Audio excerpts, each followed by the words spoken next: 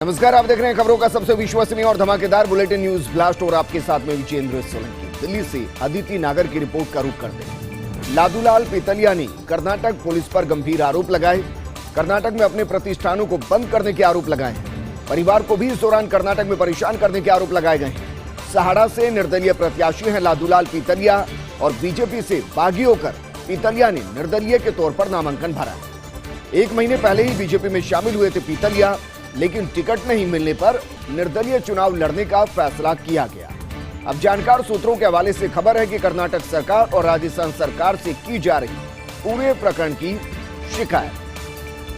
तो किस तरीके से राजनीति एक अलग रंग लेती हुई दिखाई दे रही है, क्योंकि जाहिर है बीजेपी यहां ये चाह रही होगी कि लादूलाल पीतलिया न सिर्फ अपना नामांकन वापस ले ले, बल्कि 1 महीने पहले बीजेपी ज्वाइन की तो अब सहाड़ा से बीजेपी प्रत्याशी रतनलाल जाट को जिताने की पुरजोर कोशिश करे। लेकिन उन्होंने 2 पर्चे दाखिल किए, एक बीजेपी के नाम से और दूसरा निर्दलीय। बीजेपी के नाम से जो पर्चा दाखिल किया वो खारिज हो गया। निर्दलीय के तौर पर अभी भी वो ताल ठोक रहे हैं। लेकिन अब उनके द्वारा कहा जा रहा है कि कर्नाटक में जो उनके प्रतिष्ठान है, जो उनका व्यापार है, उस पर पुलिस दबाव बना रही है, उनको बंद किया जा रहा है। सिर्फ इतना ही नहीं, परिवार को भी परेशान किया जा रहा है। इस तरीके के आरोप लादूलाल पीतलिया की तरफ से लगाए गए हैं। मेरी सेवी और दिल्ली न्यूज एडिटर अदिति नागर मेरे साथ जुड़ चुके हैं। अदिति, सहाड़ा की राजनीति को एक तरीके से कह सकते हैं कि राष्ट्रीय पटल पर लाने की कोशिश की जा रही है, क्योंकि कर्नाटक में अगर परेशान किया जा रहा है तो आरोप फिर बीजेपी पर ही लग रहे हैं। बिल्कुल, देखिए तो ये समझ लेते हैं विजेंद्र की कितने महत्वपूर्ण हैं ये तीनों उपचुनाव, चाहे फिर वो कांग्रेस हो और भाजपा के लिए। अब हम इनकी बात करें लादूराम पीतलिया की, देखिए ये सबसे पहले चुनाव लड़े थे निर्दलीय और करीब 30,000 वोट इन्होंने जीते थे जी। उसके बाद ये 1 महीने पहले भाजपा में शामिल हुए, लेकिन शायद ये इस उम्मीद से शामिल हुए थे या इनके जुड़े हुए लोगों का मानना है कि इनको इसलिए शामिल किया गया था कि उनको इस बात का विश्वास दिलाया था कि आपको चुनाव लड़वाएंगे। और देखिए जिस हिसाब से ये निर्दलीय लड़े एक बार थे, तो उससे इनके और इनके जुड़े लोगों का मानना है कि भारतीय जनता पार्टी को परेशानी हुई और इसमें कई लोगों का नाम आया है, और जिसमें एक एमएलसी हैं जो कि राजसमंद से भी संबंध रखते हैं, जो एमएलसी कर्नाटक में हैं, उनका भी इसमें नाम सामने आ रहा है कि वो कहीं ना कहीं इसमें इन्वॉल्व है। और उनकी ये जो प्रत्याशी हैं, इन्होंने कर्नाटक सरकार और राजस्थान सरकार दोनों से अपील की है, और अपील में ये भी कहा है, ये सूत्र बता रहे हैं कि उन्होंने ये कहा है कि मेरे को परेशान किया जा रहा है। उनको शायद और भी तरह की शिकायतें की हैं। उन्होंने कहा है कि जो कर्नाटक की पुलिस है, उन्होंने मेरे सारे जो व्यावसायिक प्रतिष्ठान है बैंगलोर में, उसको बंद कर दिया गया है, ताले लगा दिए गए हैं। यहाँ तक कि जो उनके भाई हैं, वो जो काम संभालते हैं, उनके पूरे परिवार वाले हैं, उनको भी परेशान किया जा रहा है। और इस पूरे प्रकरण की उन्होंने शिकायत कर्नाटक सरकार को, राजस्थान सरकार को भी दी गई है। लेकिन अगर पुलिस परेशान कर रही है, प्रतिष्ठान पे तमाम चीजें हो रही है, तो पॉलिटिकल नजर में इसको उसी तरीके से देखा जाएगा कि ये चुनावी मामला है। ये निर्दलीय खड़े हो गए भाजपा में शामिल होने के बावजूद भी, और उसके बाद ये तमाम चीजों से उनको परेशान किया जा रहा है। हालांकि जो ये भाजपा से बागी जो पीतलिया है, इन्होंने निर्दलीय अभी नामांकन भरा है और उसी के बाद से पूरा प्रकरण शुरू हुआ है। और देखिए सहाड़ा बेहद महत्वपूर्ण सीट है भारतीय जनता पार्टी के लिए, और ये तीनों ही सीटें भाजपा के लिए नाक का सवाल है, क्योंकि पिछले 2.5 सालों में जो उठापटक राजस्थान में देखी गई है पॉलिटिकली, तो ये तीनों उपचुनाव सात का सवाल है, चाहे फिर वो राजस्थान सरकार के लिए हो और इंडिविजुअली अशोक गहलोत के लिए हो, अजय माकन के लिए हो और राहुल गांधी के लिए हो। ठीक उसी तरह ये जो 3 सीटें हैं, ये सतीश पूनिया के लिए, गजेंद्र सिंह शेखावत के लिए और दिल्ली में बैठे आलाकमान, सभी के लिए बहुत महत्वपूर्ण सीट मानी जाती है। और उसमें जब इस तरह का प्रकरण सामने आए, हालांकि हम और इसमें खुलासा करेंगे कि क्यों परेशान किया जा रहा है, क्या इसका मामला है, और जांच पड़ताल के साथ पूरी रिपोर्ट लेकर आएंगे विजेंद्र। लेकिन फिलहाल ये पुख्ता खबर सामने आ रही है कि जो लादूलाल है। दीदी, इस दौरान क्या इंटरनल सोर्स से कोई जानकारी मिल पा रही है कि लादूलाल पीतलिया का वर्जन क्या है? क्या वो इन तमाम मुश्किलों के बावजूद निर्दलीय ताल ठोकते रहेंगे या फिर वो विचार कर रहे हैं?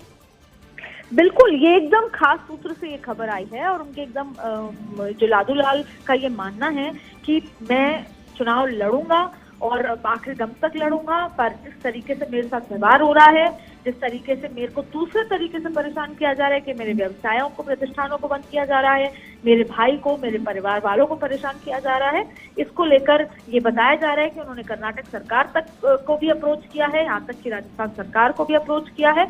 ऐसे में ये फिलहाल उनका दृढ़ निश्चय है कि वो इंडिपेंडेंट चुनाव लड़ेंगे। चुनाव ना लड़ने और अपना नामांकन वापस देने के लिए ही उन पर ये दबाव बनाया जा रहा है। जी बिल्कुल अदिति, शुक्रिया तमाम जानकारी हमारे साथ साझा करने की। आगे बढ़ते हैं, सुजानगढ़ की सियासत की सच्ची तस्वीर आपको बताते हैं। दरअसल लक्ष्मण राघव की ग्राउंड रिपोर्ट है। कौन होगा सुजानगढ़ का अगला सिकंदर? क्या है जातिवार मतों का आंकड़ा? सर्वाधिक संख्या में जाट और अनुसूचित मतदाता, मुस्लिम और राजपूत मतदाता भी बड़ी संख्या में। कांग्रेस ने अल्पसंख्यकों को सभापति बनाकर खेला है अकलियत मतदाताओं के लिए कार्ड। वहीं कांग्रेस में सहानुभूति का भी सहारा है। वहीं मंत्री भंवर सिंह भाटी लगातार सुजानगढ़ में कैंप कर रहे हैं।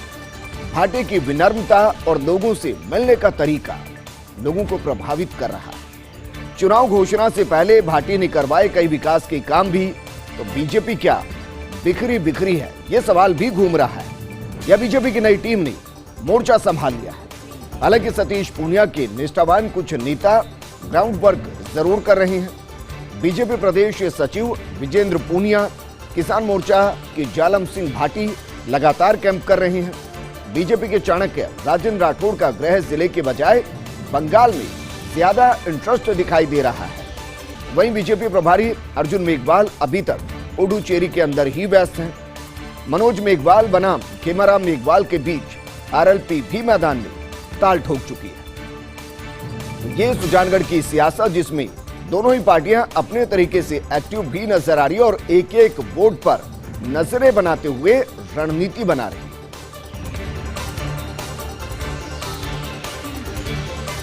आईपीएस टी गोइटे मणिपुर लोक सेवा आयोग के सदस्य बने हैं। 4 मार्च 2021 से उन्होंने इस पद पर चार्ज लिया है। ऐसे में 4 मार्च 2021 गुरुवार से ही वो माने गए रिटायर्ड। भारतीय पुलिस सेवा से रिटायरमेंट का आदेश जारी हुआ है।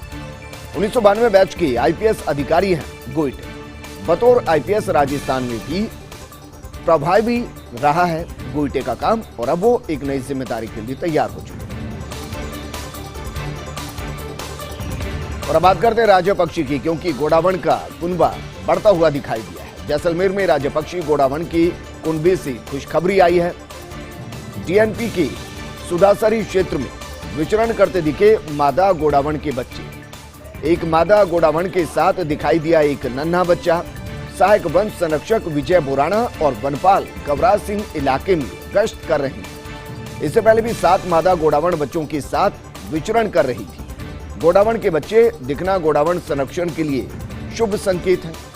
डीएनपी क्षेत्र में गश्त और सुरक्षा व्यवस्था को बढ़ा दिया गया ताकि इनको कोई नुकसान न पहुंच सके।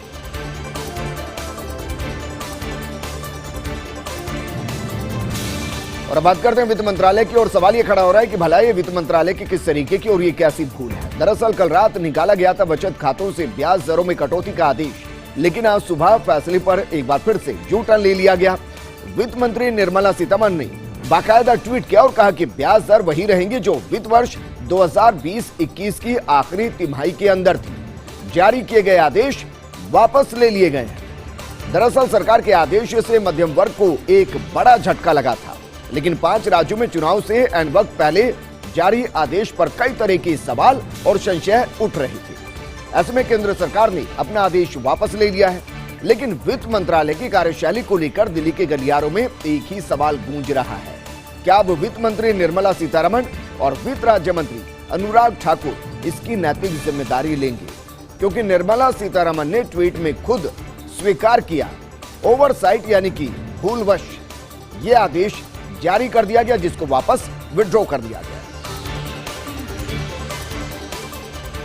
और बात करते हैं बंगाल चुनाव की, जहां 80% से ज्यादा वोटिंग हुई, लेकिन दलित वोट यहां गेम चेंजर की भूमिका में दिखाई दे रहे हैं। 27% मुस्लिम वोट बैंक जहां निर्णायक भूमिका में माना जाता है, लेकिन इन सब के बीच में 23% दलित वोट बैंक पूरे तरीके से पासे को पलट सकते हैं। हालांकि दलित वोट बैंक की चुनाव में चर्चा कम होती है। 9 जिलों में 127 सीटों पर प्रभाव रखता है दलित वोट बैंक। अगर बात 2019 के लोकसभा चुनाव की जाए तो बंगाल में बीजेपी ने 42 में से 18 सीटें जीती थी।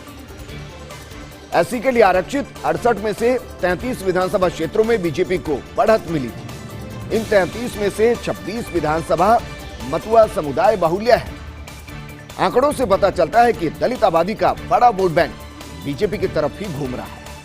ऐसे में पीएम मोदी ने बांग्लादेश में मतुआ समुदाय के मंदिर में दर्शन किए थे। इस बार के चुनाव में मतुआ और राजवंशी वोट बेहद महत्वपूर्ण मुस्लिम वोटर्स के बाद और उनको लुभाने की बीजेपी पुरजोर कोशिश कर रही है।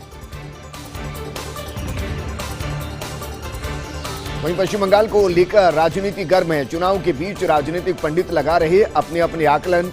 इस बीच टीएमसी के रणनीतिकार प्रशांत किशोर की कंपनी का सर्वे वायरल हुआ है। आईपैक का सर्वे सोशल मीडिया पर वायरल हो रहा है। सर्वे में बीजेपी की जीत का दावा किया जा रहा है। बीजेपी समर्थक रिपोर्ट शेयर कर रहे पीके और टीएमसी पर निशाना भी साध रहे हैं। रिपोर्ट में यह भी कहा गया कि नंदीग्राम सीट से हारने वाली हैं ममता बनर्जी। हालांकि टीएमसी ने बीजेपी पर फर्जी रिपोर्ट वायरल करने का आरोप लगा दिया है और कहा कि हार के डर से बौखलाई बीजेपी फर्जी रिपोर्ट को वायरल कर रही है।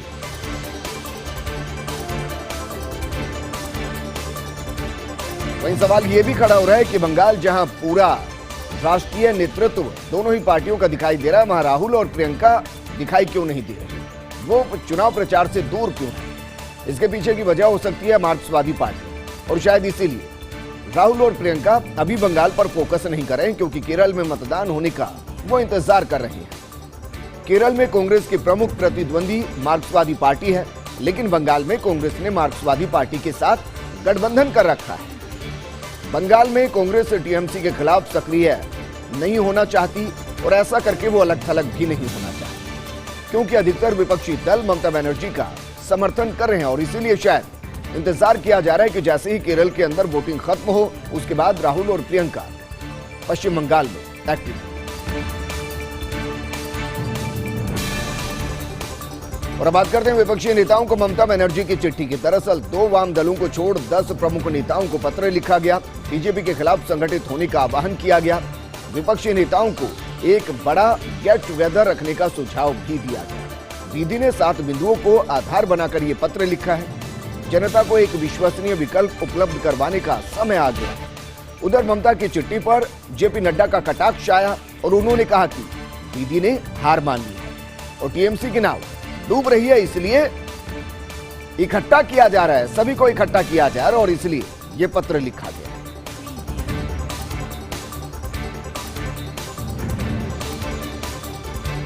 तमिलनाडु में 6 अप्रैल को मतदान है। अनाद्रमुक और बीजेपी में मतभेद और फिर दोनों एकजुट हैं। हाल ही में हुआ दिवंगत जयललिता के मंदिर का उद्घाटन। जयललिता के मंदिर में बड़े बीजेपी नेताओं की तस्वीरें, प्रधानमंत्री मोदी, गृह मंत्री शाह, वित्त मंत्री निर्मला सीतारमण, बीजेपी अध्यक्ष जेपी नड्डा, प्रदेश अध्यक्ष एल मुरुगन की तस्वीरें मंदिर के गर्भगृह में देखी गई थी। ये सभी तस्वीरें फिर सरकार बनाना चाहते हैं अन्नाद्रमुक और बीजेपी गठबंधन।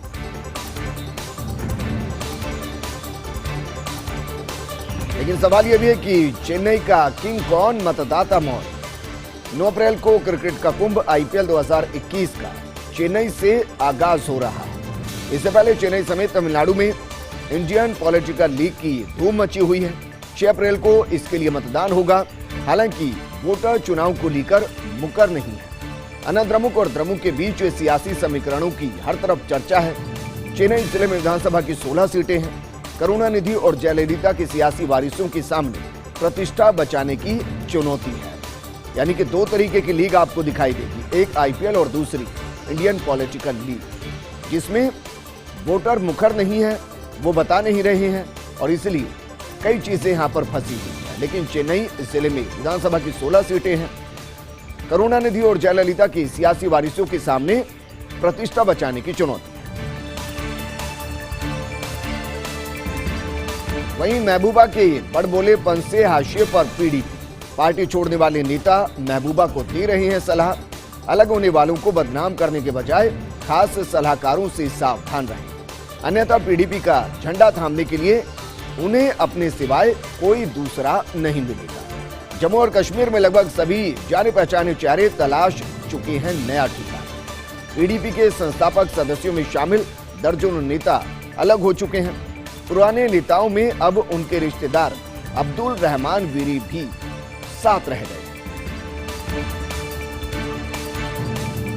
कर्नाटक मुख्यमंत्री बीएस येदियुरप्पा की शिकायत। दरअसल येदियुरप्पा के मंत्री ने ही मुख्यमंत्री के खिलाफ राज्यपाल से शिकायत की है। ग्रामीण विकास मंत्री ईश्वरप्पा ने येदियुरप्पा पर गंभीर आरोप लगाए। अपने विभाग के मामले में सीधा दखल देने का आरोप लगाया।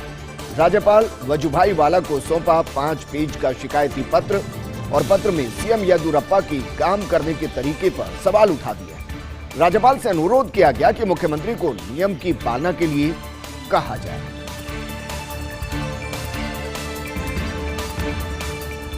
वहीं महबूबा को आजम खान बनाने की कोशिशें। दरअसल पीडीपी अध्यक्ष महबूबा मुफ्ती की और बढ़ सकती है मुश्किलें।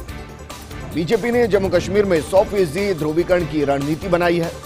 जैसे यूपी में आजम खान को टारगेट किया गया, वैसे ही जम्मू कश्मीर में महबूबा मुफ्ती की बारी आ सकती है। अब उत्तर प्रदेश की कहानी बीजेपी जम्मू कश्मीर में दोहरा रही है। जम्मू कश्मीर में बीजेपी ने महबूबा मुफ्ती परिवार को टारगेट किया है।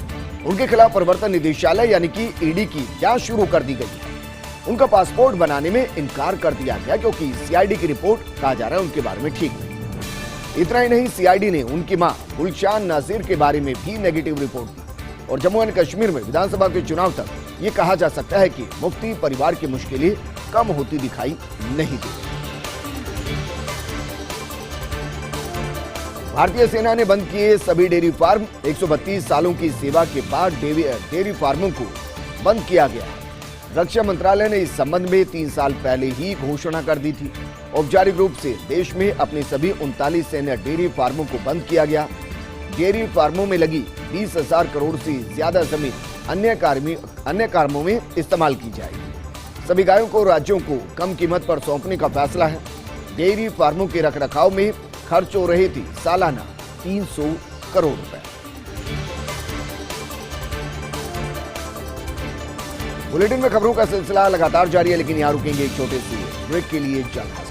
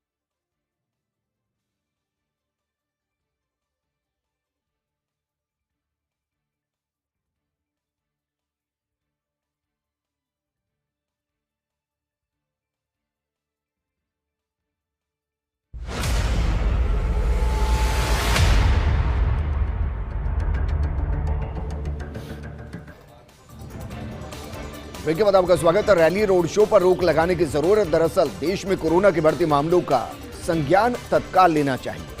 चुनावी दलों को नहीं दिख रहा कोरोना का खतरा। दूसरी लहर में पहले के मुकाबले ज्यादा केस सामने आए, लेकिन फिर भी हजारों लाखों की भीड़ वाली रैलियां, रोड शो हो रही हैं। ऐसे में चुनाव और कोरोना को लेकर सोशल मीडिया में मजाक भी बन रहा है। तमिलनाडु, केरल, बंगाल आदि सभी राज्यों में कोरोना के केसेस बढ़ रहे हैं। ऐसे में आयोग वर्चुअली रैली करने का आदेश दे और रोड शो पर रोक लगाई जाए। 3 कृषि कानूनों पर सुप्रीम कोर्ट की कमेटी की रिपोर्ट। 3 सदस्यों की कमेटी ने सुप्रीम कोर्ट को रिपोर्ट सौंप दी है। रिपोर्ट में कानूनों की समीक्षा और संशोधन के सुझाव दिए गए हैं। इन कानूनों के खिलाफ 4 महीने से किसान आंदोलन कर रहे हैं। कमेटी ने 19 मार्च को सीलबंद लिफाफे में रिपोर्ट सौंप दी थी। सुप्रीम कोर्ट ने 12 जनवरी को यह कमेटी बनाई।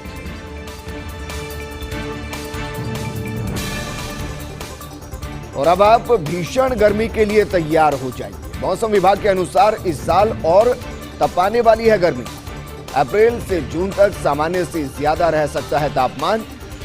3 अप्रैल से मैदानी इलाकों में फिर से लू चलने की आशंका है।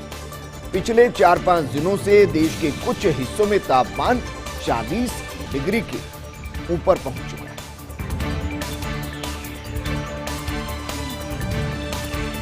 और बात करते हैं द स्काउट्स ऑफ 2020-2021। भारतीय अर्थव्यवस्था का सबसे बुरा दौर गुजर गया है। अर्थव्यवस्था के लिए सबसे बुरा साल था 2020-21। 2020 के जून क्वार्टर में ग्रोथ 0 से 24.4% नीचे चली गई थी, यानी कि -24.4। दिसंबर क्वार्टर में दर्ज की गई थी 0.4% ग्रोथ। लेकिन 2021-22 में अर्थव्यवस्था पटरी पर, लेकिन कई चुनौतियां सामने। महामारी के झटके से अभी उबर नहीं पाई है अर्थव्यवस्था। कई चुनौतियों को साथ लेकर आया है साल 2021-22 का ये वित्तीय वर्ष, और कहा जा रहा है कि शायद सब कुछ सही रहा तो फिर 10% की ग्रोथ रेट भी दिखाई दे सकती है। वहीं यहां से नए वित्त वर्ष 2021-22 का शुभारंभ हो गया है। 4% महंगाई दर के साथ भारत आगे बढ़ा है। 2021-2026 के लिए इन्फ्लेशन टारगेट में बदलाव नहीं है। 4% से ऊपर पर कायम रहेगा इन्फ्लेशन टारगेट। हालांकि 2 परसेंटेज पॉइंट इधर उधर भी टारगेट में हो सकते हैं। फिलहाल मॉनिटरी पॉलिसी फ्रेमवर्क में कोई बदलाव नहीं किया गया है। फरवरी में यथास्थिति बनाए रखने के पक्ष में भी आरबीआई दिखाई दिया। जम्मू कश्मीर के बारे में सीएजी की रिपोर्ट संसद में पेश, और रिपोर्ट में जम्मू और कश्मीर प्रशासन की जमकर खिंचाई की गई। आतंकी घटनाओं में मरने वालों के परिवारों को मुआवजा, कई पीड़ित परिवारों को मुआवजा नहीं दे सकता प्रशासन। अनंतनाग में 372 में से 281 मामलों में मुआवजा दिया गया। बारामूला में 111 में से 84 मामलों में मुआवजा दिया गया। अनंतनाग में 5 करोड़ 71 लाख, बारामूला में 2 करोड़ 13 लाख रुपए पीड़ित परिवारों को अब तक दिए गए, और कुछ ऐसे हैं जिनको वितरित नहीं किया गया। आधार कार्ड को पैन कार्ड से लिंक कराने का मामला, केंद्र सरकार ने कोरोना से उत्पन्न कठिनाइयों को देखते हुए तिथि को बढ़ा दिया है। आधार पैन लिंक कराने की लास्ट डेट आखिरी घंटों में बढ़ा दी गई। केंद्र सरकार ने आधार को पैन कार्ड से लिंक कराने की अब तिथि 30 जून निर्धारित कर दी है, जो 31 मार्च थी। कल अंतिम दिन होने की वजह से आईटी की वेबसाइट क्रैश हो गई थी। सरकार ने कोरोना की वजह से 3 महीने अब तारीख को आगे बढ़ा दी, यानी कि जिन्होंने अभी तक आधार को पैन कार्ड से लिंक नहीं कराया है वो 30 जून तक करा सकते हैं। लेकिन हम कहेंगे कि 30 जून का इंतजार मत कीजिए, आने वाले 1-2 दिन में करा लीजिए। वहीं घरेलू गैस की कीमतों में आंशिक कमी की गई है। अप्रैल के लिए घरेलू गैस सिलेंडर पर 10 रुपए की कमी की गई है। 823 के स्थान पर अब 813 रुपए का मिलेगा सिलेंडर। 19 किलो के वाणिज्यिक गैस सिलेंडर का मूल्य 31 रुपए बढ़ा है। ये सिलेंडर अब 1625 के स्थान पर 1656 रुपए का मिलेगा। कीमत में वृद्धि के बावजूद कोई सब्सिडी नहीं मिलेगी।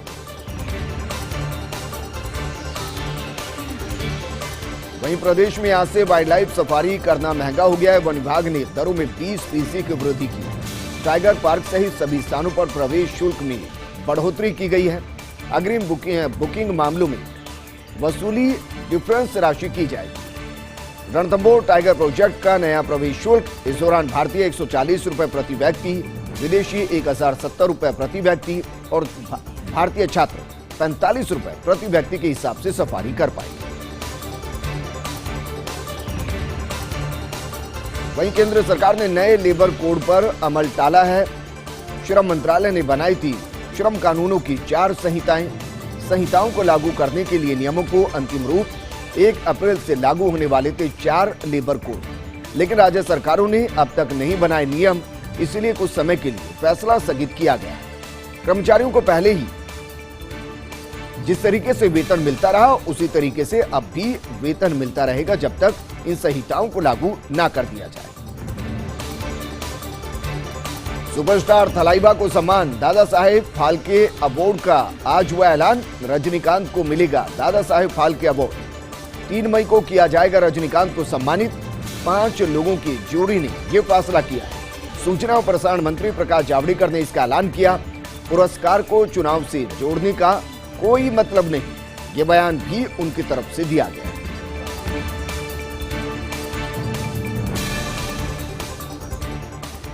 इस बुलेटिन में फिलहाल इतना ही, लेकिन आप बने रहिए फर्स्ट इंडिया न्यूज के साथ, क्योंकि खबरों का सिलसिला लगातार जारी है। नमस्कार।